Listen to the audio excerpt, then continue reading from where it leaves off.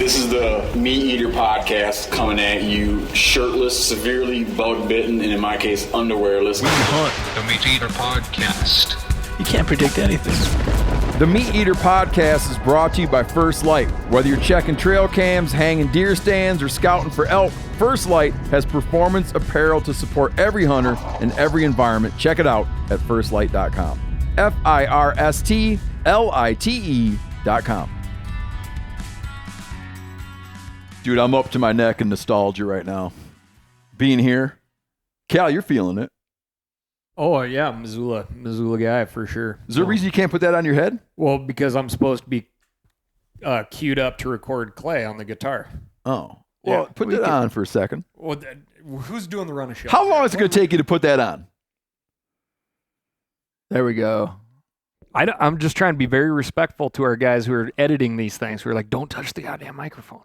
Oh. Yeah. Well, I can tell you that guy is me. Yes. And, I know. and this is a special case. Go ahead and touch the mic. For Me a and little Cal spent, I lived here for almost a decade. Oh, yeah.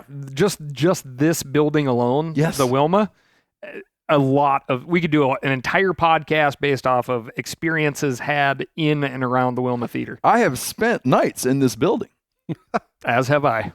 Yeah. I had an old girlfriend that lived above us right now. She doesn't live there right now, but she did live there right now. And back in those days, they didn't have a regular elevator. There was an elevator man.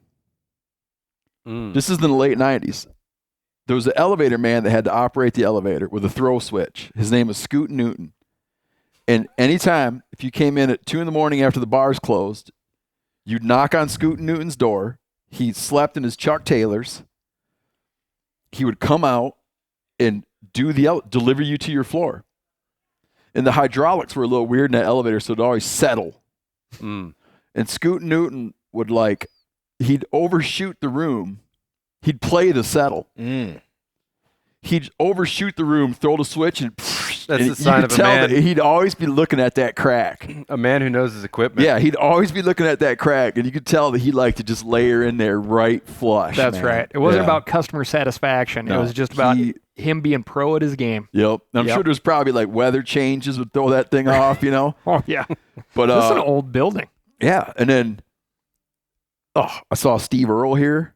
Oh, cool. In my Buffalo book, I talk about a guy, a very pinnacle, like a major player, kind of a major player in Buffalo restoration, the animal recovery of the species, drank himself to death under the bridge that we're under right now. When I was working on my first book, Scavenger's Guide to Haute Cuisine, the pigeons I was raising, I caught under this bridge. We'd come down here with a extension ladder at night, hoping not to get trouble with the cops, and catch pigeons and collect eggs under here and raise them not far from here. The crayfish in that book came from under this bridge. One time I was walking over this bridge and saw a bike in the river and rode that bike for years until someone stole it, get this, at this building. Yeah. I found it 100 yards from here and lost it 20 yards from here. I had two buddies that decided it would be a great idea, like the best idea ever, to have rooms in this building. And then very quickly decided that being in such tight proximity to all the bars and stuff was actually, in fact, a bad idea to live in this building. So they vacated pretty quick, but they lived here. And then my high school, Hellgate High School, we used to do cleanups for, civil service type of days that were always right down here cleaning up, trash and all that stuff. The playground, I got some dirty stories about that playground, but the clean ones, it was we came down and helped, it was like a Habitat for Humanity project or something that we chipped in and built part of that playground through the high school.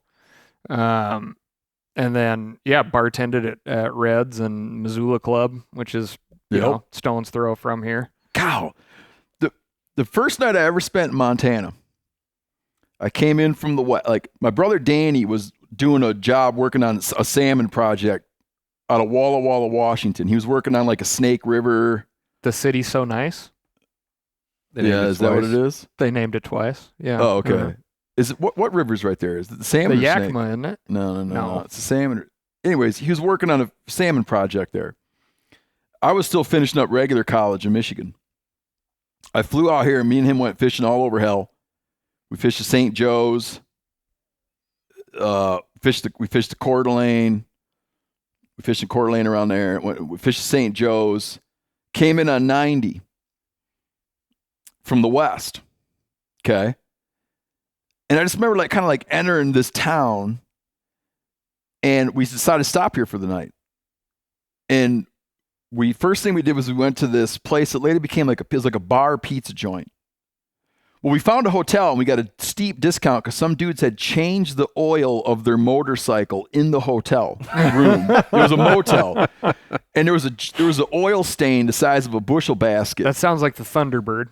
And they gave us they let us have it for next to nothing. They're like, well, we have a room, but we're not letting it out because these assholes were changing their motorcycle's oil in the room and spilled it over, but you guys could take the room. We got it for next to nothing. Went down to that pizza joint bar. I can't remember. Oh, Rhino. Did the Rhino have pizza? I don't remember. Maybe later it became pizza. Went to the Rhino. Rhino's still the Rhino. Went to Charlie B's, where I wound up spending years of my life. Went to Charlie B's. And I remember seeing there was a lot of girls there that had scabs on their elbows and knees, hard hitting rafting guides, right? And I thought, man, I'm gonna come to school here, and I'm not kidding you, because I was fixing to go to graduate school. Went down to the university. This is in the summer. Walked all around and got a pamphlet. I got a pamphlet from the school. times. Yeah, I got a pamphlet from the school. In a building that I later got a job scrubbing the toilets in when I first got into school. And at that point forward, pretty much had my mind fixed on moving to this town. And all those adventures, right? This is all happening right here. Yeah, just something clicked with you. I'll tell you one last thing. Missoula was way different. Way different. It was crazy. Yeah. Well, when the town changed a bunch as the mills shut down, because there was actually shift work going on. Yep. And this isn't a point of pride or anything, but people would probably think I'm lying if I was well, yeah, there was a strip club on Main Street, the main strip of downtown stores. Yeah, Delt Poker. Right. Brains and eggs. Yeah. People would be like, no, that doesn't, no. Next to the wine bar? Yeah. Yeah, it's just weird. Yeah, what was that place called? I've been in there. The Oxford is still there. No, they had the club, the gentleman's club. Yeah, and I can't remember the name of it at this point either. But Von Richter, my old manager at Red's Bar, that's where he started bartending, was down there. One of my pinnacle moments as a writer, I was living on the other side of the river, more toward the university from here. And I had just done this deal where I'd been up bear hunting up on the North Fork of the Flathead. And we're coming back, and it was so weird. There'd been a big burn. It was called the Moose Fire. And there's just trucks lined up and down the road, trucks and campers and stuff. There's a lot of glacier traffic, right? And we're kind of, what's going on? I remember guys morels, shitloads. And it was just one of those burn sprouts, or just, you couldn't even comprehend the amount of morels. I remember there was a moose track, a moose had come through that burn after, and when it was kind of wet and sooty, and a moose had come through that burn, and whatever his tracks had done something magical to the ash and compressed it in some way. Yeah, and his tracks were full of morels. Yeah. Morels everywhere. And so I came home, and there was a very influential, it's still around, but at the time, the New Yorker magazine was a super influential magazine. And I had I knew some guys that I met through school that wrote there. And Ian Fraser was you should do a talk of the town. These things, these little news bits in the front of the New Yorker, which were prestigious then. He's you should do a talk of the town on fires and morels. And I couldn't, and I knew I had a deadline, it had to be immediate, right? And I dropped everything, and I worked on that thing. No one had, talk of the town is 800 words. I worked on that all like 12 hours a day, 16 hours a day, whatever it was. It took me 3 weeks because I knew I had a chance and I knew they were interested in seeing it. It took me 3 weeks. Crippling anxiety. And the only break I would take, I'm not kidding you, is we would go in and we could walk down, kind of like go on one angle from our house and jump into the Clark Fork River with an inner tube. It was hot that summer. And you could float through town and cool off and swim and whatnot and get out and walk at a different angle back to the house. Yeah. And I remember one time coming down and hitting this bridge. Meaning because you floated down. You kind of like float past your house and, you know, you come in like you're like, let's say your house is at the hub of a wheel. You follow one spoke out at a 45, get in and come back at another spoke on a 45. Super hot day. I remember coming down there, like trying somehow to get my article and getting out at the bridge, like getting out right where we're at and walking up Higgins and getting a smoothie and having a laugh because coming back, I could still see my wet footprints coming up out of the river. Got back in the river and eventually got that thing done and they published it. And it was like something happened to me mentally. And then I was, do you know what I mean? Oh, that's like amazing. Something mentally happened to me after having accomplished that. That's amazing. And so just think of how much just straight up dicking around you did in this town. That was wasted so much time. Unproductive compared to that. Wasted so much time. Man. Would have you two crossed paths at any time? Oh, I'm sure. Yeah. I'm sure. Yeah. For a while, I thought Steve was a teacher of mine. Like when we were first starting to get to know each other, I had this class, you know, it was all taught by grad students, and it was a writing class. And I was like, when we first started getting to know each other, I was like, oh my God, this is just like, we're going to see each other eye to eye and make this connection of immediately disliking each other because I had a big blow up. We were like setting trusses or something at the job site. I had an A in the class, and the thing that was, I had an A in everything curriculum based. I had an F in attendance. And I was always like trying to make the case of like, well, I actually am working versus you, the graduate student who just sitting here and do nothing. Which they like. Graduate students love that when they're in a teaching position. No, it wasn't me. And I'll tell you how I know it wasn't me. When I applied to come here, there's a whole long story. It even involves when OJ was running away in his truck, in his Bronco. I'm not kidding you. I can still see my grandma just plugged in to that every day. Yeah. How I came to be here plays into OJ's truck chase. It's so weird. I can't give you all the details. I applied for a fellowship where you get a tuition waiver. Didn't get it. They kind of like, the program I was in was like a lot of like Ivy League kids. Kids from real highfalutin schools. Not from Muskegon Community But College. they would roll the dice on like now and then like roll the dice on an unexpected candidate. And like I later learned I was like the dice roll. Okay. So I tried to get a fellowship and I didn't get a fellowship. So I had to come anyway and pay tuition. So I couldn't afford the tuition. So I had to come and take a light course load in order to get residency. Yep. Later, as I came to establish myself within the program, they offered me a fellowship, but out of pride, because they didn't give it to me when I wanted it, I wouldn't take it. I love it. I love it. Because by then I was doing tree work anyways. But when I came, I had to get while I was trying to find a regular job, I had to get a part-time job. And so you could get a part-time job through the school. And they gave me a job. My classes were all in the LA building. They gave me a job. I'm not kidding you. They gave me a job scrubbing toilets in the building where all my classes were. And it would put these Ivy League kids in this super weird situation. They'd come in to take a piss, and there I am, their classmates scrubbing the toilet. And I remember one of them was so kind of taken aback. They put out the, at least it must be convenient because you're right here. You're like, yep. I'm glad we have that. That's why I took the job. Yeah, dude, it was a wild time in my life, man. Oh, I love it. Yep.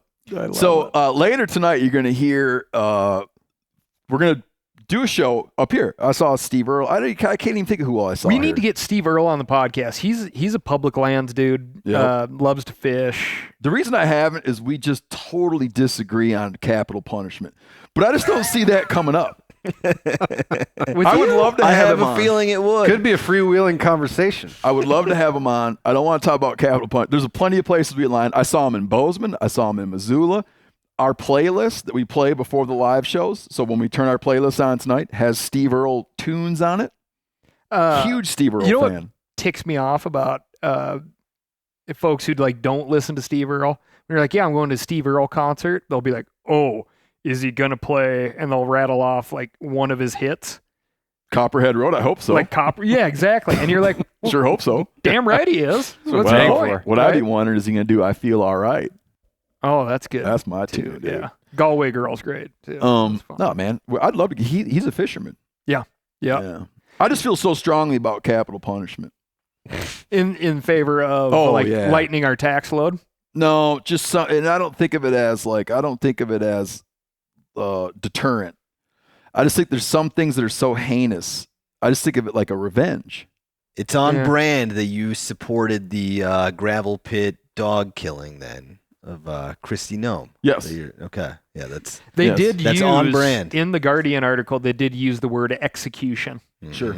Which I go back and forth with, like, using that type of language, which I feel is like typically reserved for humans.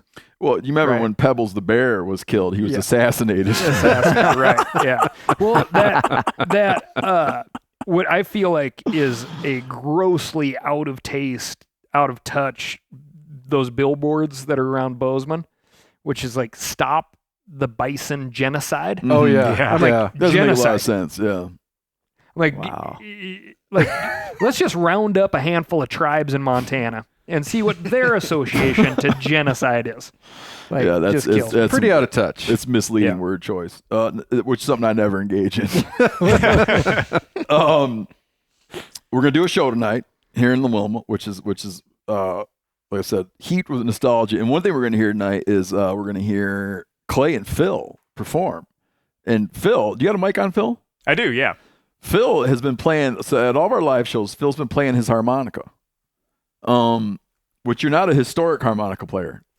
No, I heard Clay was playing the show, and I kind of wanted to just make myself more useful on this tour, because honestly, when I was asked to come, I didn't know what I was going to be doing. Is that right? Yeah, so I was like, well, I don't just want to be dead weight. So I asked Clay, like, hey, would you want some accompaniment? And he was super generous and said yes. So I was like, man, I got to learn an instrument I can play with Clay. So, all right. But I've played music all throughout my childhood and high school, so it's like, I think I told you, I'm like master of none, jack of all trades. Like I can learn something quickly. I'm not by any means a great harmonica player, but I get the job done. Did you choose the harmonica for the ease of transport? That was definitely a factor. Well, he blew one out on the tour. Really? Mm-hmm. Yeah. I didn't know you could blow out a harmonica. No, I he didn't played either. so hot it only lasted him 3 nights. We need, before tonight's show, we need to get him one of those vests so he can have several harps. Well, in there. John Popper bandolier. Just in case one goes a down. bandolier and a Bob Dylan holder. Oh yeah, I love it. So his hands are free. Yep. I think you should do both the songs you get. Well, Both of them. Well, you don't want to do both? You don't need to do both. I can. I just think it's a lot of live music for a podcast. Okay, let's just cut to the one where Phil plays It's his not your harmonica. podcast, Clay. Yeah. I Let's mean, cut to the one where Phil plays his harmonica. Alrighty. Yeah, it's kind of the showstopper, you know. Yep. The show starter. Yeah, it's a show. So it's a showstopper. Don't stop the show with it. Now we need to sit down. I got you. We need to sit down, Phil. Yeah, we do. Otherwise, I got to make some camera adjustments, and that's just. So it sounds Phil's like a lot putting of on work. his foot tambourine. Now, Can are you we show that supposed off, to? Phil? Is this a foot stomper? Are we supposed Please to, don't. as the audience? It just. A thing I've learned from musicians. They don't like recently, when you join in. No. Because the audience gets going and they're not on. They started clapping a few days ago during your first song, and I was really worried, but it kind of died off. You know, when you're on stage, it's so loud you can only hear yourself. Yeah, they got big monitors. Oh, so they're Yeah. not throwing you off. They probably would if all of them got to doing it. Mm-hmm. But most humans aren't good at keeping a tempo, especially when you got like 500 of them all trying at the same time. now this is a little bit harder because I can't really hear my guitar, but it's okay. We got it. Me and Phil, man, I've said it a couple times. Like I feel like Merle Haggard. I feel like I've been on the tour my whole life. Mm-hmm. All I think about is the music. Like Phil said last night, when you get home, the rest of the world will have moved on. And yeah. You're still there in the same place. All right. So can you give a little background on Old Slew Foot? So this is just an old folk song. Does it known who is it? Does it known who? You know, I don't even know. It? I don't even know who originally wrote it. I don't know, but all the folk bands sing it. You know, it's a traditional song. It's a traditional song, and it's about a bear hunt with dogs. Yep. Which is pretty cool. Have you listened to the Grateful Dead's album Reckoning? It's all I have not. It's like traditional songs. I have not. You might like some of those. Yeah, I bet I would. All right, you ready, Phil? Let's do it. All right, this is Ole Slew Foot. It's a great song. You're gonna beller it, right? I'm gonna do my best. Yeah, it's a little bit harder sitting down. Yeah. High on the mountain top, tell me what you see. Bear tracks, looking back at me.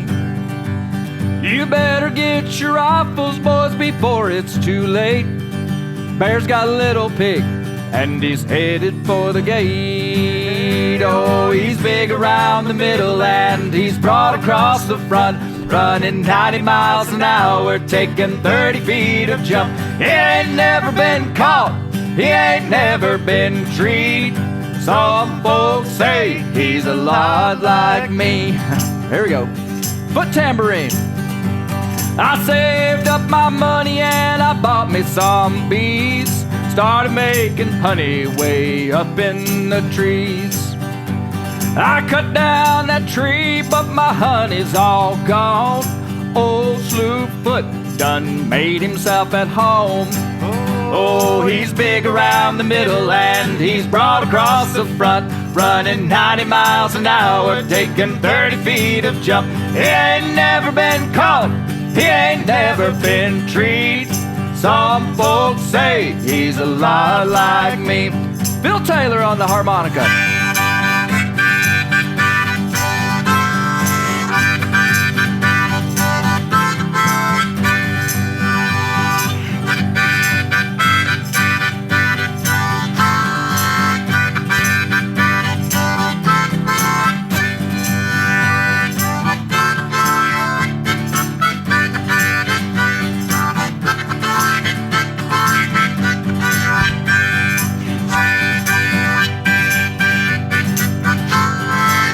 Right.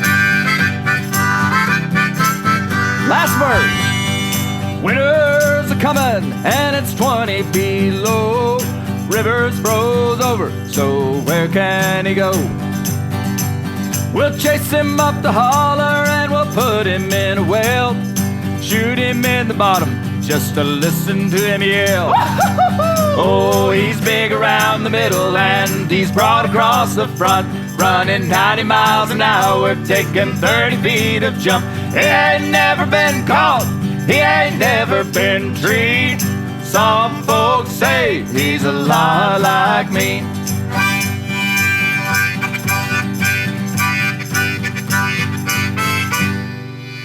Phil Taylor on the harmonica and the foot tambourine.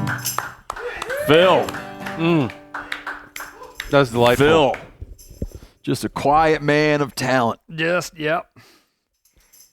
Thank you, Phil. Oh, thank you, Clay. Okay. Handful of things to talk about. Cal, you want to kick us off with the brouhaha in Wisconsin? Oh, sorry, it's like regulation, season setting for a lot of different states. Is it? Yeah, oh. Yeah. Like we're going through season setting processes in Montana, and so one of the things that, and I know we're going to talk about Washington this podcast too, right? Yep, So yep. that's another example. But state of Wisconsin, somebody wrote in for the Game Commission to consider a proposal that would ban side imaging sonar and like 360 view sonar, which Seth and Chester be damned. Yeah. Which is, like crazy, awesome technology that's becoming more and more available because the longer it's out, the prices come down. Mm-hmm. So more folks can afford it. And it allows anglers to target individual fish, identify species, identify fish in conditions that they typically would have to, just blind cast or sit with a worm on the bottom and hope for the best type of thing. Insanely effective. I fished it. Yeah. You fished it. And one of my gripes with this technology is that we did that Ducks Unlimited perch fishing tournament on Canyon Ferry a few years ago, which is super fun. But as the day progressed, I had nobody to talk to because you guys were all huddled around that screen. And it was I was a lonely man out there on the ice couldn't join in on the fun. Not enough holes and sonar and stuff to go around. And it's this is just kind of taking a big part of the fishing camaraderie out of it. And it's another excuse to watch TV. That's one reason. It is. One reason I hate it. It's I had a camera for a while for ice fishing. Yeah. Kept breaking. But I had a camera, you lower the wire down the hole and you can hook fish that don't hit. I think you don't realize when you're ice fishing, when fish are turned off, is they mouth it. They'll mouth it in a way that usually you got a spring bobber. You don't register the hit. But on camera, you can be oh, it's in their mouth right now. You can hook a fish that would not register on a spring bobber. Yeah. Because you go oh shit. So this guy's argument is that the effectiveness of this sonar is going to increase the catch rate and more than likely the take-home rate of fish. Probably walleye, crappie, bluegill is what this person's probably real concerned about. That impact is going to decrease the creel limits, your take-home, how many fish you can take home. Yeah. When that happens, the ripple effect is going to be fewer people buying your fishing license because they don't find it worth their while because they can't take home as many fish. So it's going to hurt the whole system because fish are too easy to catch right now with this technology. It's so easy, it's going to hurt the population. The hurt in the population is going to lead to a decrease in fishing licenses sold. Do you think that's true? It's extrapolated out pretty far. I was going to say, listen to this. I think that guys that grew up traditional fishing that really value being able to catch a big crappie, a 2.5 pound crappie. It's that is a gold bar to them. Yep. When that guy gets the technology, he loves it because he's catching this thing that's been so difficult to catch his whole life. And he just goes nuts over it. And there's a point to be made that it can still be difficult even though you've identified the fish in the spot. But what happens to the generation down the line that grows up with this technology that catching a 2.5 pound crappie is just they'll be we pissed do about, it every day. They'll get old and they'll get mad about the next technology. Yeah. And they'll reminisce back when it was just the simple times of having live sonar. Yeah. I mean, you have a strong point there, but we've never dealt with this level of technology before. Right. So when we went ice fishing, listen, man. You think so? Yeah. I mean, going from paddle-addles to bows, let's go back in time. From bows to rifles. Monofilament? Come on. What's wrong with braiding some roots? What's wrong with braiding some horsehair? Now the fish can't even see the line. Yeah, but at some point, all technology isn't the same, though, right? Understood. Yeah. And I'm going to give a big. I'm going to give a big spiel in a second. So, yeah, but the reward of pounding a shoreline with a spinner, which has probably caught more records than anything, regardless of third on the list. The jig has caught the most records, Cal, not the popper. Not the popper. But popper fishing is a great example too. The effort that you got to put in to get that super rewarding strike, throwing big streamers, all that stuff, because you're doing your best to do the mental gymnastics of covering the water column, doing different presentations, and then you get a fish. And that a fish is a huge reward because you've had to figure all this stuff out. That accelerated learning curve of being oh, don't even touch a rod. Yep. we're just going to go until we can see the fish on the screen. We're going to get everything right, and then you can cast to it. Yeah, because it's 56 inches off starboard stern. Yep. You see where the stick's pointing? Like right there, 10 feet. Yeah. You know? I think it would be super telling if Wisconsin were the state to do this. That'd be like if Texas outlawed cellular trail cameras or something. Yeah. Like per capita, there's got to be more live scopes in Wisconsin, or like at least top 5. Yeah, that's why it's top of mind. Mm-hmm. Yeah. Well, I just, whenever there's a change proposed like this, I wonder if it's all based on a hypothetical. Like if there is a measurable impact from this technology, then you get into what the which is going to take years and years to demonstrate. And I understand that you don't want to let these things get out of control, right, or have a population level impact. But there's a lot of ifs and thens in that whole. And when we talk about science-based scenario. management, right? It's like you get to this frustrating thing with biologists who are like, "Well, show me the science." No, there's no science yet. Right, and there's no science yet, so you can't be proactive. Yeah, you can't go, look, here's a chart, here's increase in usage of live sonar, here's depletion of resource. Yeah. No, it's you're enforcing. Here's the creel surveys, here's the time on the water surveys, here's the That's why anytime the whole follow the science thing and trust the science, follow the science, people use that opportunistically when it benefits what they're saying. This is about managing, enforcing, trying to define some kind of definition of like fair chase, fair play, fair share. Yep. Right. Here's the spiel though. I'm kind of giving my spiel on this. I think you should throw in also like, you know, because I think this ties in with what Clay was kind of getting at and how you've talked about like raising your kids, right? Like getting them to play out in the rain. So they're not like, oh, it's raining, we can't go do anything. Like I think there's doing things the hard way can benefit our system. But well, yeah, I never finished my point earlier about that camera.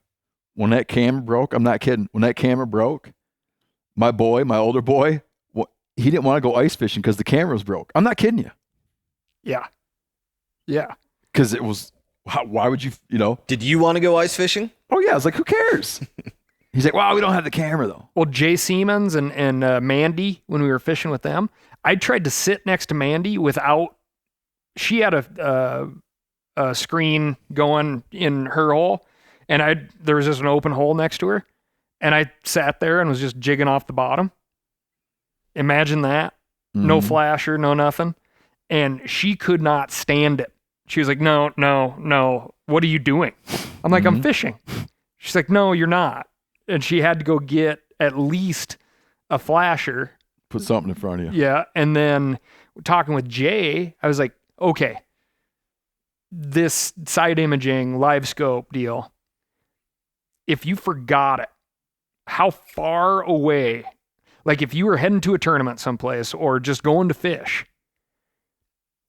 what would be your point of going, oh my God, I forgot the live scope, I got to turn around and go back? He said 4 to 5 hours. If he was within 4 or 5 hours of home, he would turn around and go back and get the thing. Because success feels good. Success is a drug, dude.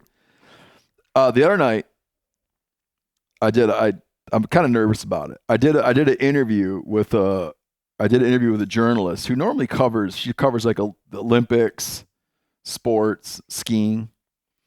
Well, that's appropriate so far. A lot of athletes in this room. So, and the interview was set up around the publication of our new cookbook. So I thought we were going to talk about that. But she comes in and we sit down and she has like the six most controversial things in hunting. Like, I'm not kidding you. Like, she wanted to talk about regulatory structures around hunting mountain lions. What do I think? Like public lands divestiture, hounds for bears. Okay. Mm-hmm. I was like, yeah, it was surprising. I don't know what she's going to do. Like, I was just like, she caught me in a chatty mood. Did she ask you about the cookbook? No, not a single time. Caught me in a chatty mood too. So now I'm nervous about what all I said, but I want to explain the thing to her. And I've talked about it before here, but it's like, I was avoiding conversations about specific state by state issues. Okay. And I was saying, like, here's my general perspective. My general perspective is that I tend to look favorably upon traditional use practices where it's been demonstrated that that traditional use practice is compatible with sustainable wildlife management. Okay.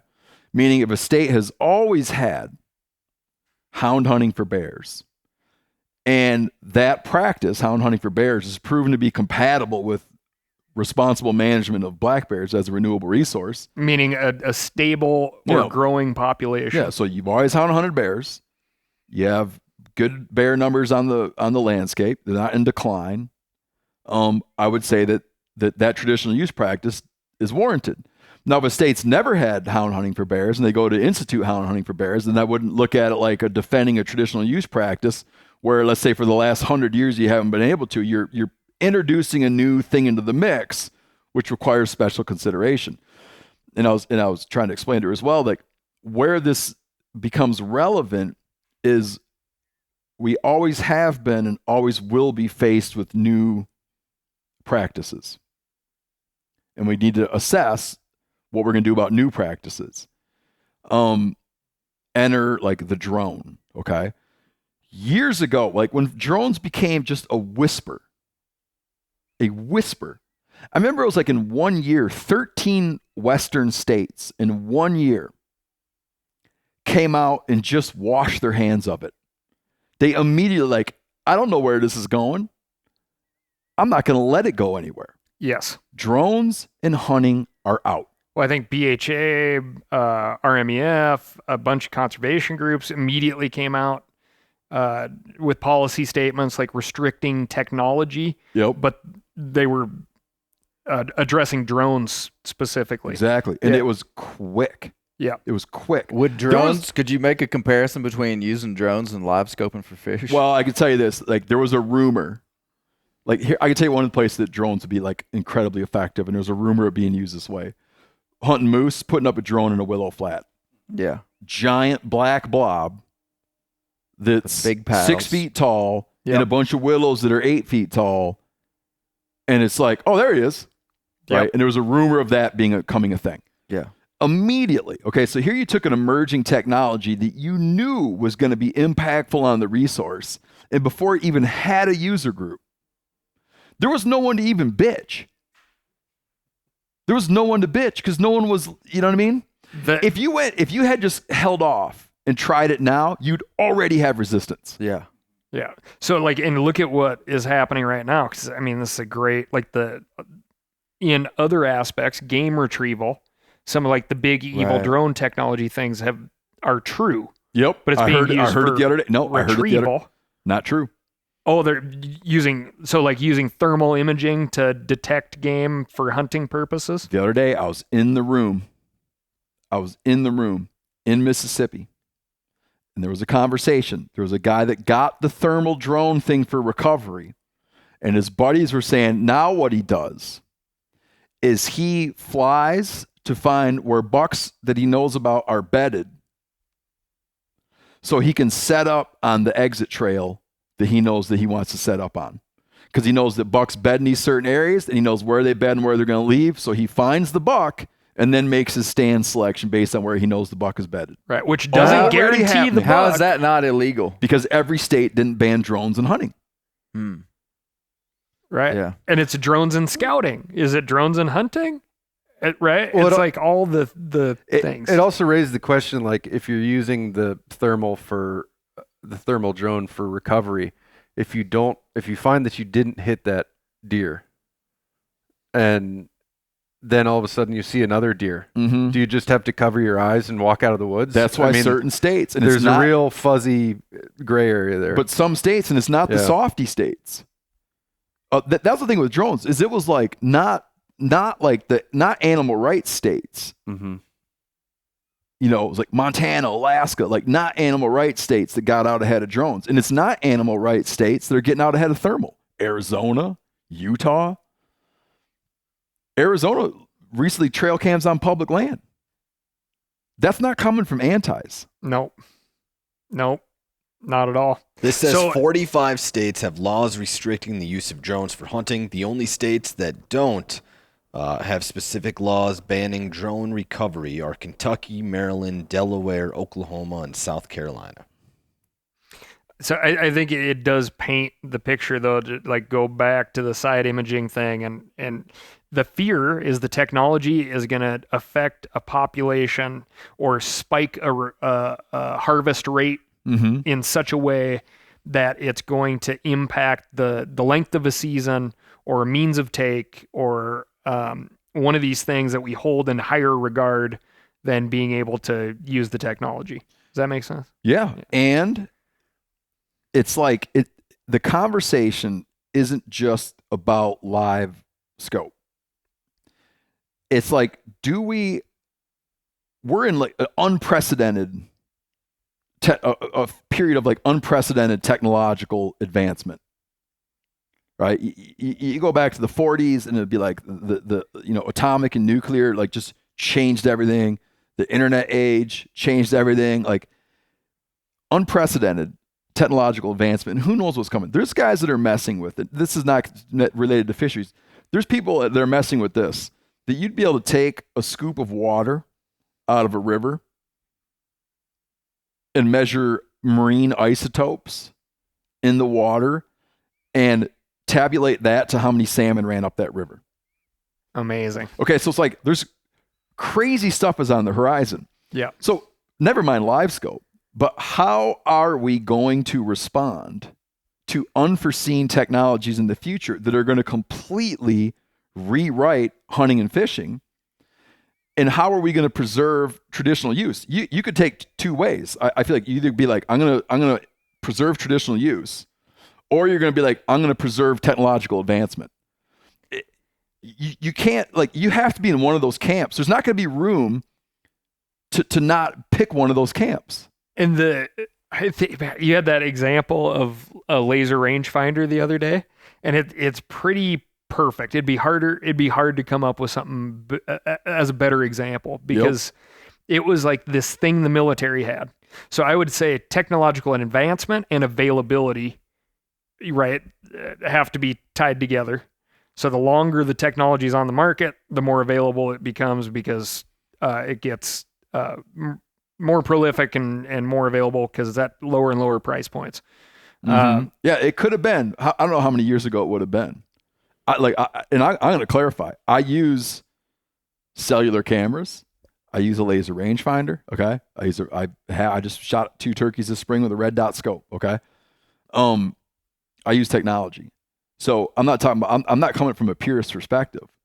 There's probably things that if it wasn't illegal, maybe I would use it. I don't know. But picture that, whatever it was 20 years ago with laser rangefinders. I don't even remember. Picture that someone had said, the minute the technology emerged and was finding military application, or whoever the hell started it out, picture the game agencies that said, this is going to really revolutionize shooting. It's going to change take. Let's get away with it. And you would just imagine this alternate reality where there had been no one to resist it. Because if you went in now and said, we're going to do a time machine and back it up, and no laser rangefinders, dude. Like archaic. There'd be a civil war. Is it not? Is it not like if you looked at the arc of technology and hunting, even in this country? I mean, maybe this is like much ado about nothing, because there's always increase of technology, always, and there's always a reduction, a self-imposed reduction on the amount of take. Yep. I mean, because there was a time when they were using atlatls, and I mean they could kill all they wanted with an atlatl. Then we had bows and arrows, and then we had muskets, and then we had repeating rifles, and it got to the point where they killed them all, the extirpation. And then now the technology is so efficient that, is it not just going to a place where season dates are shorter? Sure. I mean, it's just like, okay, if you want to play this game, we're going to have to do it. Well, that's what you're saying, but is that not just like what happens? The answer to what happens? When I was talking to this journalist, that was kind of like the second part of what I explained is, let's just say you have a unit. Let's say there's a an area of space, a landscape area, and it has and you determine that there's 100 deer that live in this area of space, and you determine that there's a harvestable surplus of 10 annually, okay, and you know that it's about a 10% success rate. Hunters that hunt that landscape have a 10% success rate. That creates opportunity. Okay, that creates opportunity for 100 people. Am I doing my math right? Yep, 100 That people. creates opportunity for 100 people to pursue the resource. There's a 1 in 10 chance they'll be successful. 100 people take a crack at it. Now, you introduce a bunch of tools where all of a sudden now there's a 50% success rate. Okay? What does that do to the opportunity? Opportunity plummets. Yeah, you can only now you got allow- 20 guys. We're going to have 20 guys hunt because half of them are going to bag out. Yeah.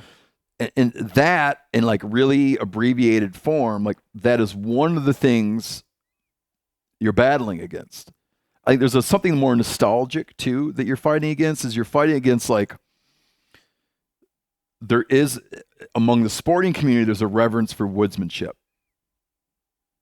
right? And learned skill, that time spent pays off, that learning about the resource, learning about, I mean, this is a weird thing to say used to be, because there's still nothing that can replace like ground truthing something, meaning walking it.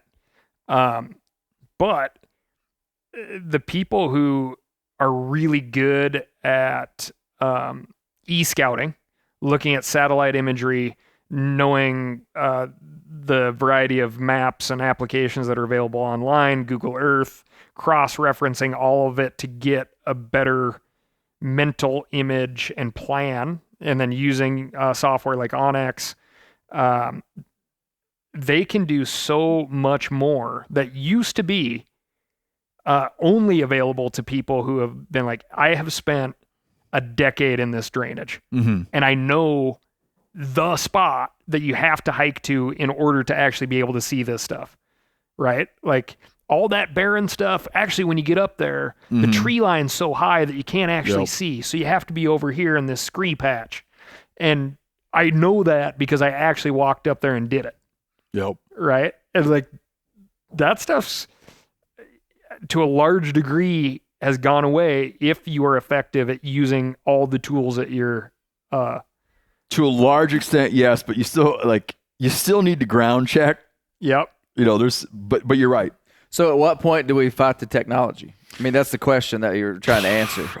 Man, I'll tell you, I don't. When it becomes self-aware, it comes after us. Yeah. It's like early. Early is the simple answer. It's like you got to make managers and the public. You got to. Why was it so clear with drones? I don't know. Why were drones so clear and obvious? Well, it's funny because, like, something like a laser rangefinder or GPS, like a laser rangefinder makes people more effective and maybe encourages, I don't know if encourages is the right word, but has led people to shoot longer and longer distances and have greater efficacy. But it's also made people more effective within traditional ranges, right? And so it has like an obvious benefit to the resource in that sense, in that there's less wounding loss. And GPS, like it enables people to go further and further into the backcountry and have the impact on the resource over a wider area. But it also has like an obvious safety use. And I don't know what the redeeming quality of the drone is. Like there's those other ones sort of have. You can make an argument for them in terms of like the benefit to the hunter outside of simply killing more stuff. Yeah, people like with laser rangefinders, people like to focus on people making shots they shouldn't take. Right. But he also can prevent you from making shots you shouldn't take because it puts a number to it. Yeah. To the gut check. Yeah. It's not like, oh, it's probably 300 yards. Yep. And then you're. With the drone, you could make an argument that would help you with selection. Like if you were hyper managing a place and like we're only taking this type of animal, I mean, I'm not for a drone, but like you could say, no, well, you're absolutely right. Those drones help me to pick the animal for conservation that needs to be taken out. So what would hunting be, though? Okay, like if we ran things to the extreme, because that's where what we do with these conversations, right? So we're in agreement that increased technology can lead to increased harvest, which leads to shortened seasons. So what happens if to hunting in general, if you can use everything at your disposal, you name it, technology wise, weapon wise, whatever, but the season for that is one day, Right. Yeah. It changes the whole game. right? I mean, it changes the lifestyle. Changes the lifestyle, I think. Yeah. I mean, it really does, because there's no, it changes everything. But would they be, and I mean, this goes back to Steve's point, like, is that not what Daniel Boone and these long hunters would say about us? Would they be like, you guys? Oh, of course. Mm-hmm. But then we're sitting here and we're like, man, we're woodsmen. We've experienced the wild. We're doing it the right way. I mean, it's like, I hate when people say it. It's all relative. Yeah. And there's a change. It's just like, do you do spikes? Because if we're going to go back historically, we would say, okay, the vehicles, huge impact on hunting. Mm-hmm. Yeah. As Randall pointed out in way long ago podcasts, the advent of the freezer. That used to not have a freezer. Freezers changed how people hunt and fish. The other one that I, just thinking back on some of the research that I did, I remember looking at a Field and Stream from like the 70s, and there was an article sort of touting this new product, which is a poison arrow. Still legal in Mississippi. Yeah, and so it was like pods. Yeah, and so it was just like, and this article talked about how some fish and game agencies were getting ahead of it and banning poison arrow, but the advocates are saying, well, this means if you just hit an animal, it's going to die, and you won't wound a deer and have it run off. So why wouldn't you poison? I was with these guys in Mississippi, and they use them with their kids. They say if that kid gets a piece of that deer anywhere, that deer's deader than a doornail. Wild. Yeah. I wonder anywhere, but it's like something that's so foreign to most people today. But in that article, it was sort of like, what do we do with this technology?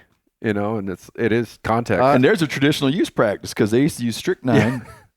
Yeah. Even fur hunters used to use strychnine. Mm-hmm. So it was a technology. Being able to develop and deliver poison was an emerging technology. It became a traditional use practice, and now everyone in the room would agree you shouldn't be able to poison fur-bearing animals for the fur market. Everyone agrees. Mm-hmm. Well, Texas and Oklahoma have both now certified a hog poison, a wild hog poison. Yeah. Made by Kaput. Yeah, Kaput Industries. I heard that. It's like East Tennessee bear houndsman one time. They take a lot of criticism for running bears with hounds and all this. And he said, yeah, I use hounds to hunt bears here. And he was talking about criticism from inside the hunting community. But he's like, you'll get in your truck and drive 2,500 miles in a pickup truck to go hunt an elk with a bow, or an elk with a rifle. Right. And he's like, Where I thought it was does a the really good absurdity point. lie? It was like, okay, so you're mad at me for using this ancient practice. Well, why didn't you point out the guy that flies across the country to hunt for the weekend? Yeah. Talk about technology. Yeah. I do want to know. And emails with his buddy about what weekend he should go. Yeah. If should use carrier pigeons for all hunting correspondence. That's what me and Randall do. Oh, frequently. If you could like magically transport Daniel Boone here for do you think he'd even give a crap about like the hunting side of things, or you think he'd just be like, so you're telling me you guys are all sitting here, you've never survived a typhus outbreak, never survived yellow fever? He'd be like, you guys doing the Wilma tonight? He'd be horrified by the witchcraft we have wrapped around our heads right now. Yeah, it's just, or would he care? Or he'd be right in the middle of it. I want to move on to another subject, but this is the best subject we've discussed on the podcast, but I don't. Okay, we don't need to move on. Sorry, Corinne. But it's like it's when looking at this kind of stuff, you can wind up throwing your hands in the air. You can be like, well, what about Daniel Boone? And they used to use black powder. Now we got airplanes. And throw your hands in the air. Yeah. And just say, whatever. Okay? Whatever. It's all changed anyway. Or you can say, yes, I recognize that we've come a long, long way in a couple hundred years. And we've had all these emerging technologies that have all rewritten stuff. And we've had to adapt along the way. I get all that. I get all that when you look at it in a fine, like under a fine, like a certain lens, you look at it all seems ridiculous. After all of this, who cares about that? Right? Well, I care about that. Yeah. I get it. But we're still here in the present day, and we still have a changing landscape, and we still have to make decisions. And I don't think that looking at all the things that we didn't do and all the inevitability, there still are some things like drones, like poison. And I'm in no way bucketing live scope. I don't really have a formed opinion about this yet. I'm just saying we will have to deal with this and a lifetime worth of other things. Some things that just might seem, from sitting here today, might seem fantastical that might come up. And it'd be that it takes a lifetime to learn a lake. Okay?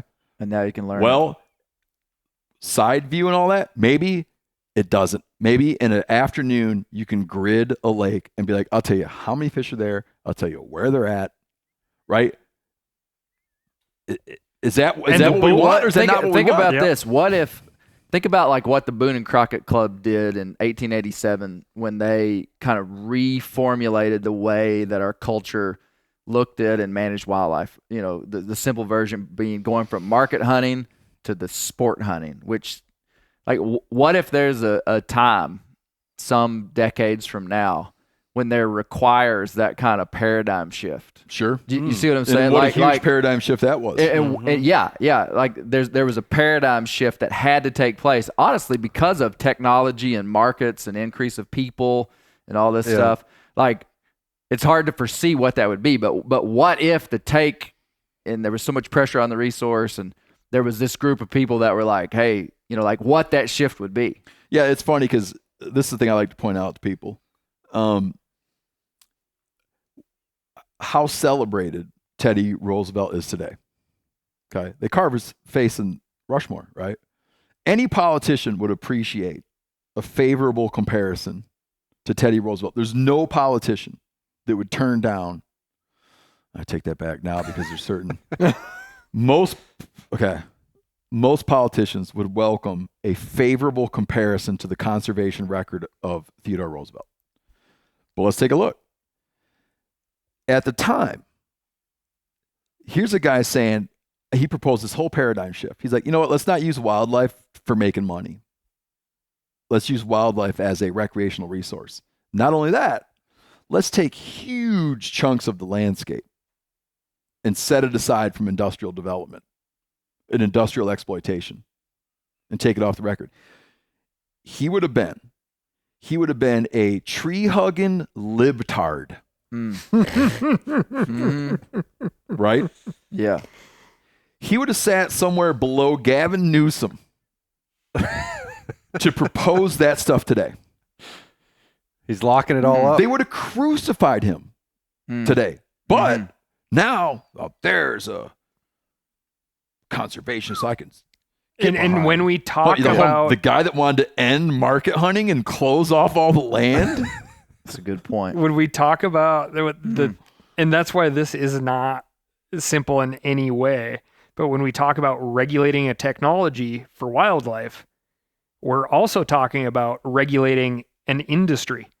Mm-hmm. Yeah. Right? Yeah. Right? And because the live scope sonar boys aren't liking a live scope ban. Right. Or just like e-bikes. The archery industry is like, no more bows, guys. The 2025 line of bows is it. Oh, this journalist want to talk about e-bikes too. Oh, really? Holy cow. Awesome. Yeah. This technology. Or like the let off for compound bows. You can't be over a percentage. You got, there's all sorts of things that regulating technology would regulate industry, which is, not something that we really want to do in America in general, right? Yeah, here's one for you. How did it come to be? Maybe one of you guys knows the answer to this. How did it come to be that you can't use a laser? You can't use something that projects light. Oh, yeah, I don't know. Why did no one get worked up about that? I don't know. Boy, you talk to pilots, they're sure serious about people with lasers. People saw it in the movies when the red dot appears, and they're like, that looks pretty easy. Yeah. No one raised a fuss when states said you can't use anything that projects a light. And this hadn't caught on. The technology discussion happens with like every hobby that you could think of. Really? Yeah, like right now in golfing, they recently determined in the last few months, golf balls have gotten too good. And they're doing a rollback. By 2028, professional golfers have to use like a more archaic golf ball. Then by 2030, if you're a recreational golfer, you need to start using a more archaic golf ball. That makes sense because otherwise they have to redo golf courses. Yeah, like, and they do. I appreciate you bringing that up. All the numbers don't add up. Listen, but it's every hobby. Think about the whole structures make believe. Well, there's like all make morals. believe. And this is like real. This is like so are wildlife. Yeah. Oh, I appreciate the effort. It's like maybe country golf music was a artist. Huge laser rangefinder. Yeah, Bushnell like created what that about for them using too. AI to make songs? Or country music artist Clay Newcomb, maybe he doesn't like auto-tune. He says no more auto-tune. Got to tune it by ear. Yeah. Mm-hmm. Yeah. I like that little sports tidbit there. Here's one that's funny. We had a podcast guest on a long time ago. If you're in Wisconsin, know that this is something that's coming up, and it's just something you should pay attention to. Okay, go ahead. So if you want to go back in time and not listen to that whole thing, there's your wrap up. That's up, Wisconsin. They're coming for your walleye acquisition tools. Here's a funny one. And I'm surprised that this guy liked it. So in the past, we had on Bob Reed, who's a Python expert. Bob Reed, I later learned, I don't know if you know this story. Dr. Bob? Yeah. The real doctor? He's a real doctor. Nice. Dr. Bob Reed, he's like a herpetologist or something, right? Yeah. He's with the USGS. He's working on birds now, though. Oh. At the time he was he was doing a bunch of work around pythons in Florida. We hunted with a guy in Florida, and the guy in Florida was telling me about his hunting mentor just hates me because I didn't push back on Bob Reed when Bob Reed explained that all this python catching, python rodeos, python catching, Super Bowl python catching has zero impact.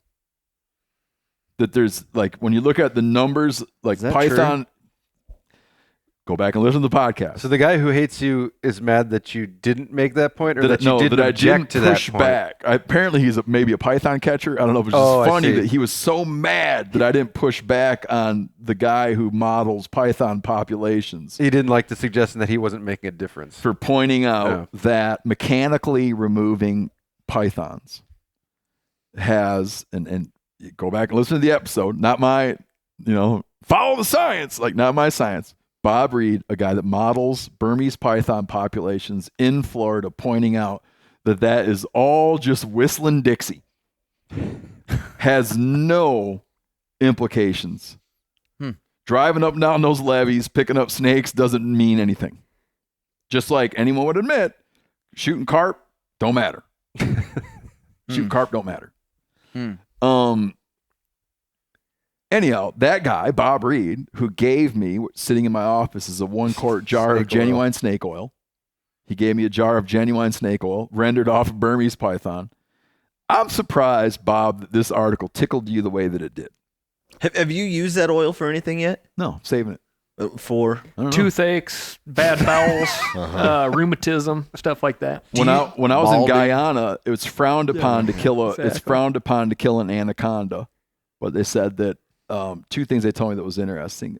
Old people can kill them to get the fat for arthritis, and he said that touching an anaconda with a bow is lethal to the anaconda, but it's a painful death and it takes a long time. But touching it with a different kind of stick will not kill it. But if you were to touch it with the limb of a bow, it will die later. Do you think you're going to die with that quart of snake oil still there, not unused? Like it's going to kill me? No. Like, are you ever going to use it? Would you ever be able to pull the trigger? Well, I think about putting it in the auction house of oddities. And I think about, I don't know, I haven't decided what I'm going to do with it yet. Probably at some point, it's going to go bad on me. You just need to leave it in a jar. You can split it in two, have like 2 small jars and put it in the windows like decoration. It'll last the rest of your life. I mean, you can start telling the weather with it. Eat. Clay pointed out earlier that, you should be rubbing that stuff in your hair. Yeah. Okay. Thicken it up. I mean, bear grease cures balding, obviously. Well, look, I believe that with your head. Yeah. My goodness. Okay, Bob Reed liked this. Listen, God bless these researchers. It just seems so silly. So some researchers did a thing where in California, they put GPS. Okay. Our friend, this is Corinne writing. Our friend Bob Reed sent this to us. It's very interesting. He says, I've never seen habitat selection methods applied to people, but it's a cool concept. Kind of a bummer that road hunters appear to have higher success rates. So these people did a study as though they needed to figure this out. Like, how you put radio collars on lynx. Like, for instance, we've had a researcher on the podcast, and they're wondering, how do lynx use burned over territory? Meaning when there's a big giant forest fire in the Northern Cascades and you nuke the place, critters leave. So that's narrow in and look like, okay, let's take lynx. At what point in succession does a lynx say, I'm going to move back in? It's now gotten to a point where I like it again, right? And they find that as it grows, it gets to a point where they weave in and out and they start utilizing it, but they don't want to stay in it. And then it gets to a point where they're like, I'm moving back in. And they move back in. Okay, so that's like habitat use. It's super interesting research. Especially in the era of mega fires, right? So how will mega fires, what does it do for wildlife? And everyone watches it. A place will burn, and we'll say, man, that's going to be sweet deer and elk hunting, insert time period, right? And then it usually gets to a point where it sucks. It's nuked. It gets really good. It gets no good. And then eventually it returns just being normal, Well, they're looking at how do hunters use habitat, and I just don't think they needed to go through all the hassle they did to do it. But they put GPS monitors on hunters, and they found that hunters hunt 3 ways. Where is this? They hunt. 1 second. Coursing, stalking, sit and wait. Yep. They determined that hunters course around. They still hunt. Hunters will stalk stuff, and hunters will sit and watch. I'm like, Now, here's the breaking news. It kind of depends where you're at. I've never heard of it referred to as coursing. No, I think it's a biological concept when they study how predators find prey. What does that mean? You're just wandering around? Basically moving, hoping to come across something. Now, what I want to know is there some selection bias for the hunter that would volunteer to do this? Because you're putting on a show. well, yeah, maybe. Or think about. I better keep moving, and then realize I'm lazy. Or you want to see hunting? Yeah. He's spinning circles. Right. Like, man, this guy's. No, the best hunters are they going to put a GPS in their bag? Without incentive. We all do. Well, I know, but Cal just held up his phone. Yeah. But No, but yeah, that who would came be excited? To mind, right? Maybe some good hunters would be like, yeah, I'll be a part of your study. I'm not down on GPS on hunters for studies because, you talk about Mike Chamberlain's work. Now here you got turkeys with tracking devices, and then you put a hunter on the turkey with a tracking device, and in some instances, you tell the hunter where that bird is. So he's roosted here. I'll give you that. And then they watch what happens. Oh, that's fantastic. And they found birds that can't be killed. They just navigate around. Yeah, they found, anyone that wants to hear, go way back to Mike Chamberlain being on the podcast. They had a bird that couldn't get killed. And eventually a guy killed it. It was a guy that got in a fight with his wife and gets all pissed off and drives down to the state game area, just drives right past the sign, walks over a little hill, sits down, and kills the bird that can't be killed. And they had been sicking hunters on that bird, and people couldn't kill that bird. Well, hey, you used an innovative that reminds method. me of Bear Newcomb's hunt the other day that he had on public land. He hunted for 4 days. Super short story. The morning that he killed his gobbler, he had 4 different guys. He was sitting across this big ravine, and he saw headlamps coming down to this gobbling turkey, like before daylight. Mm-hmm. And he heard a guy above him owling, and he hears this one turkey, and all these guys hear it, and he knew what that turkey had done the day before, and so he took off up the mountain, and he got pretty lucky, but it was also informed luck. Yep. And I mean, basically bushwhacked that turkey. Sure. Yep. Yeah. That turkey heard those box calls going off at daylight and was just like, out of here. Too much. Don't sound right. He's like, a lot more hens in here than there was yesterday. yeah. And they're carrying headlamps. Pat Durkin just wrote an article. So here's the background. In a report published April 3rd in the peer-reviewed journal Frontiers in Conservation Science. Not familiar. You familiar? I've heard of it. Researchers from Cornell and University of Wisconsin at Madison came out to say the states have flubbed deer management. The states have blown it. Too many deer. They're managing deer for the benefit of too few people. Too many deer running around, getting in too many car crashes. Now we got disease issues. We should bring in the feds and hand deer management in the United States of America over to a federal agency. That's one of those just shot in the dark academic papers.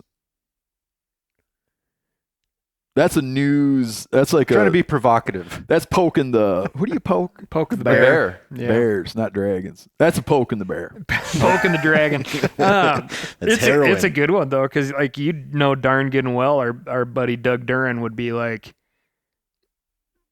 his very informed argument, right, is like, look at the browse, look at the forestry correlation to deer populations. It's like these are unhealthy forests caused by unhealthy deer numbers. Do you think he would argue on behalf of the feds managing deer? Is that what you're saying? I think he would, if it's saying it's going to be a stronger deer management, that's more of a holistic landscape management, then yeah, he would be persuaded that way. They say that they say that current management agencies have allowed deer impacts to grow into a nationwide conservation and human health crisis. Mm. Come on. I'm a little bit like, come on. My knee-jerk reaction, I'm typically always in favor of consolidating power at a higher level. Really? No. I was trying to I was like, what? Can you say that again? Sorry. We don't say that in Arkansas. Yeah. My bad. Go on. My bad, guys. No, You're just that making was a just joke. a joke. Yeah. Okay. I feel like that sort of reflexively just goes against everybody's instinct, especially when it comes to wildlife management. It's like we should just take this all away from the states in the way that things have been going on and just centralize decision making. If I was at the state level on this, I would say that the states,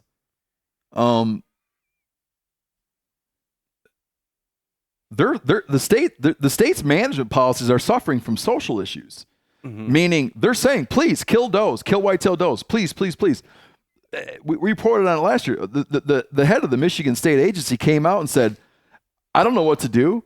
We can't get people to kill does, right? People aren't killing does. Hunters, I would almost look at it like a wake-up call. So unless the feds are going to come in, and they're going to have to do one of two things. The feds are going to come in, they're going to have to make it that people have to kill deer, which is going to go over well. Like you get a letter in the mail. It's like jury duty, but it says you got to go out. Like it's like a jury duty summons saying you got to go kill does. Here's your quota. Like, what really are they going to do? Or this guy is, or these researchers are saying we're going to bring in the feds, and we're going to remember all the black helicopters when they were going to impose the New World Order. Mm-hmm. They're going to get those black helicopters fueled up. And the feds are going to start a deer eradication program. Well, maybe. Like, what are they going to do? Maybe they're going to bring in drones. Yeah, just drone strike. Just drone them. I mean, I do wonder if the arguments that the federal government wouldn't be as constrained by social. But they're not constrained. The states are saying, please kill does. Please. What's going to take? How about we do this? How about we make it that you can't kill a buck until you kill does? Yeah. Well, those programs don't work. Yeah. How about we give you all the doe tags you want? Tried that. How about we let you hunt pretty much 7 months out of the year? Tried that.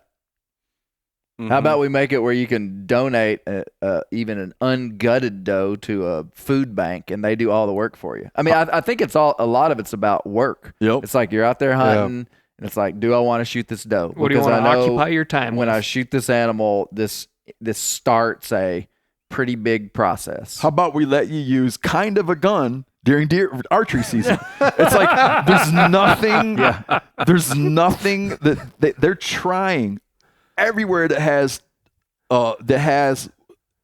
a, I don't know, like an over objective deer herd. They're trying. So bring in the feds, but until they're going to bring in like a punishment mechanism, like I don't really know.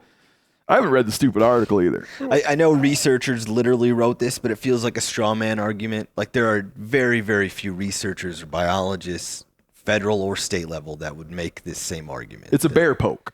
Yeah, like it's just poke on the bear. There's not many folks that agree. I love. What would be your letter to the judge? Be like, I got to get out of doe duty because the boss, or I travel a lot for work. I'm not going to be there. I'd be like, man, hey, I got a huge buck on camera. He's coming into the corn like every afternoon. I keep getting busted by does. I can't do this right now. Last one we're going to get into. This is a touchy one. BLM's going to deny the permit for the Ambler Road project. Yep. The BLM, Bureau of Land Management. Oh, first off, here's the Sorry, Ambler not deny, right? They're doing a no decision. No action, it says. No action. Meaning not issue. Yeah. Okay. Ambler Road there's an Ambler mining, there's a, what's the word for a whole bunch? There's like a pot of gold. Yeah, like untold billions, but estimated in the many, many billions of dollars worth of wealth in various ores. Yep. Yeah. High-end minerals. Yeah. Stuff that be used for cell phones, stuff that be used gold, all this in the Ambler mining district. What's preventing extraction of those resources is they would need to build a 250-mile industrial corridor cutting through the southern face of cutting across the southern face of the Brooks Range. It would cross thousands of streams and rivers in an area that right now is an unroaded. It's kind of like the biggest chunk of non-developed landscape we have on the continent. People would use the word pristine. Yeah. Right. Well, if you're going to apply, as far as like it's not developed, it would be baseline pristine. Right. It would be like people love to argue about pristine versus Daniel Boone's pristine. When people love to argue about definitions of wilderness and all that, like that it's a made up concept, and to Native Americans it was home and it's not wilderness. All that aside, that would be, if you're going to define wilderness, I'd be like, well, let's start with that. Okay. 250-mile corridor that would have been not open for public use. That was part of the deal they were brokering. It's like, so people are like, well, what about all this penetration of all this vehicular traffic? Like, well, we wouldn't use it for that. It'll only be used for mining. There was a lot of people that wanted it. The political, like a lot of the political establishment in Alaska wanted it. There were native villages that were in support of it. And a lot of people didn't want it. I I took my look on it is real simple. My look on it was I worry more about running out of wilderness than I worry about running out of roads, and I didn't want to see it happen. And that's not to trivialize the arguments that other people have about job creation and economics and like, national security concerns about where we get your minerals from. I look at it like in the 300 years down the road, not even 100 years down the road, whatever it is, I think that most people would be glad we didn't do it. Just like now, it was controversial. It was as we talked about earlier, when Theodore Roosevelt made the National Forest System, people were pissed. They made legislation to prevent him from keep doing it. Now we're like, thank God he did that. Let's carve him in a big mountain next to George Washington. Sure glad he thought to do that. Let's call, a bunch of conservation groups, Theodore Roosevelt, this and that. No one is going to, I don't think anyone down the road would have been glad we done that. They were going to put a big mine. They were going to put a big dam in Livingston at a time and flood that valley. Do you think anyone right now, as pissed as they were when they couldn't do it, is anyone right now saying, God, I really wish we'd dam that whole damn thing up? The jet ski industry. The jet ski industry would have loved that. The jet ski industry is bummed. There's just certain conservation moves that later people will look and be like, wow, glad we didn't do that. I mean, it's the same thing. Not the same thing, but it parallels in some ways the conversation we had about technology, where it's like your frame of reference. If something happens 50 years ago, you're like, man, obviously they made the right call then. And now there's a similar question, and it's not all the same, but in hindsight, some of these things look like common sense, but in the moment, they're highly controversial. Yep. And I could see, like, geopolitically, who knows? Like, who knows in the future what situation the nation might be in? And there could be a situation in the future where the nation's in a situation where we revisit it. And we're like, no, for real now, like in terms of like real right now, here and now, national security issues, we have a serious problem. I think it's going to be a different conversation. Well, but the shit ain't going anywhere. That goes back to the idea that wilderness is a luxury of a culture that has a lot of strength and monetary value. There's a lot of in the wilderness argument about, part of the reason we've been able to preserve so much wilderness is because we didn't have to exploit every square inch of ground.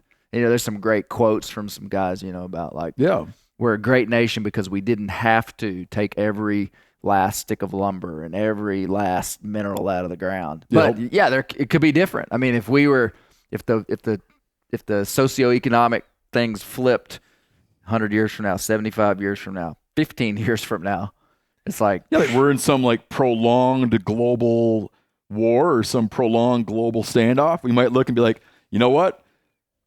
Maybe we should drill the NPRA. Maybe we should mine the Ambler mining district. Maybe we need to move into the Anwar. But like, I right now, look, I just don't. In times of great conflict and necessity, Congress can make a decision, right? Mm-hmm. Like we have that in our history. That's an established ability that we have, right? Like Japanese bombed Pearl Harbor. Yep. We made a decision as a nation real fast. No one can buy silk anymore. All the silk goes to parachutes. Yep. Now, if you'd done that before the war, people would have been like, what? Or like there's food, like whatever, like in extraordinary circumstances. So I don't really buy I don't buy that argument right off the bat, because I think that the whole conversation would change in a crisis. But it's not a crisis right now. Yeah.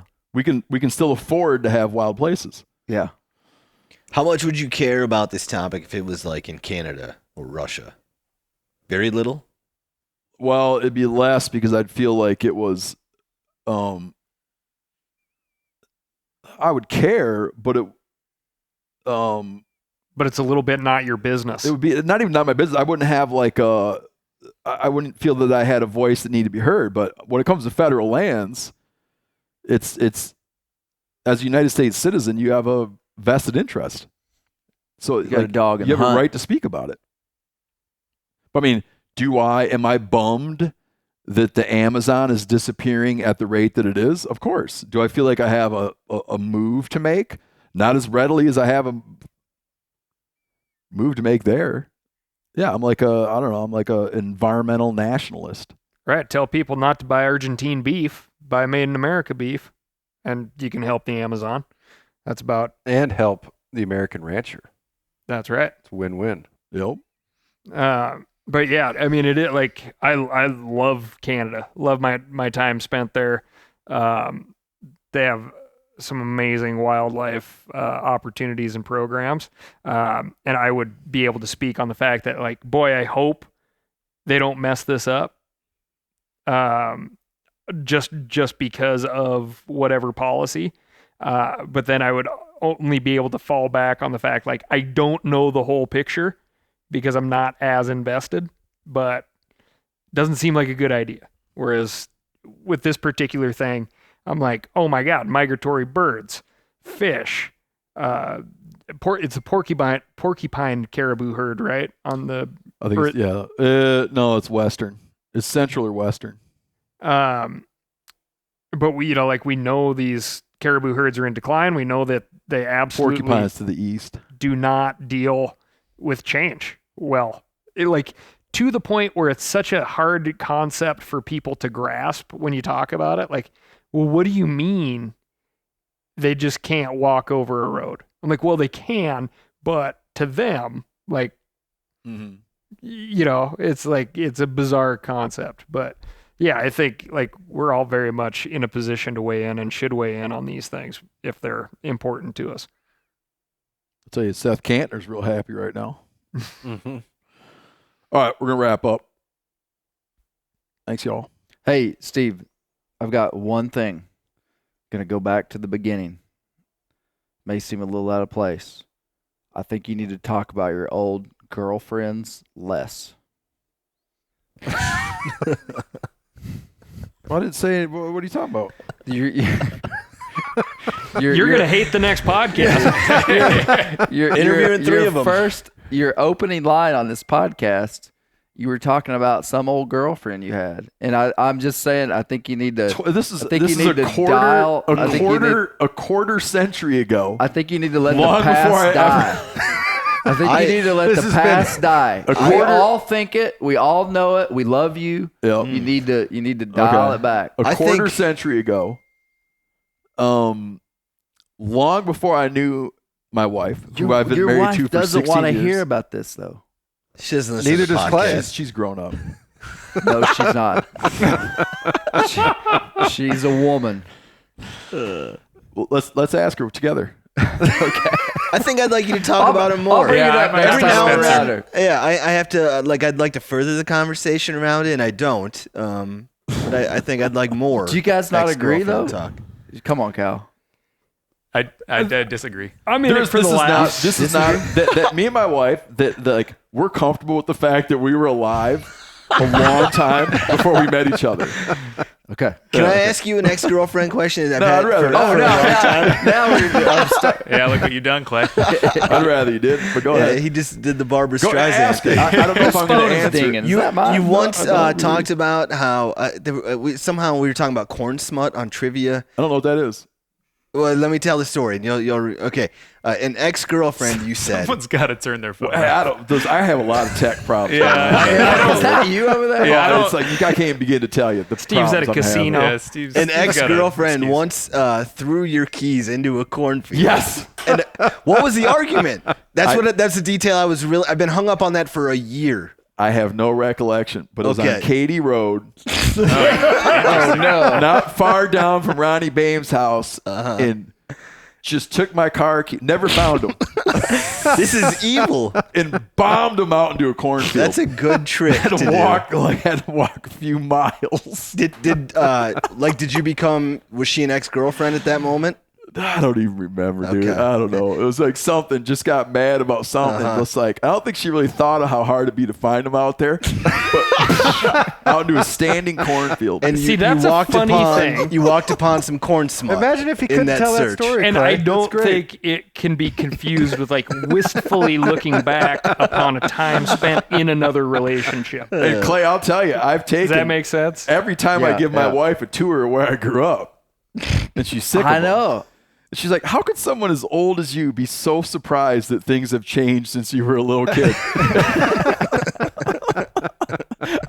This is part of my tour to her. Okay. I'm like, somewhere out there. I'll be having a conversation somewhere out there are with the Katie keys to a 79 Chevy. I'll be having a conversation with her about it. Yeah. You okay with this? All right, thanks all.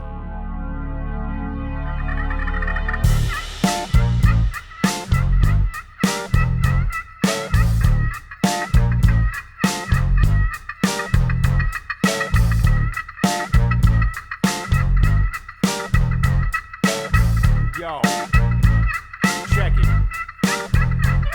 I'm a backwoods gangster, real jive turkey, stay sharp cause I know murderers lurking behind every tree, busting caps at me. Most fools couldn't hit a barn like a leaf. Wear my beard like a gold chain, sniff out acorns like they're cocaine. Got a sexy ass waddle on my neck, got 6-inch spurs, so don't disrespect. Stay high in my roost all night, spitting at heads, getting in fights. Can't fool me with your weak ass calls. Real Grundy's like Tupac and Eastern's like Biggie Smalls. These words are dangerous for infamous Long Beach.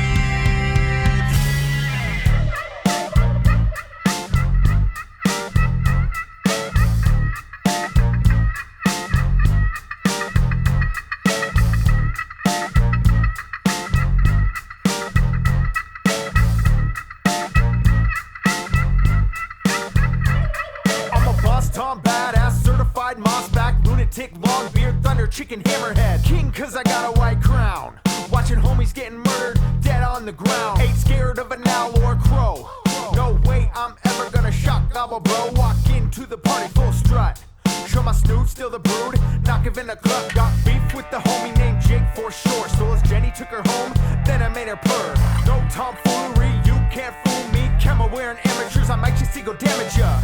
These words are dangerous for infamous Long Beach.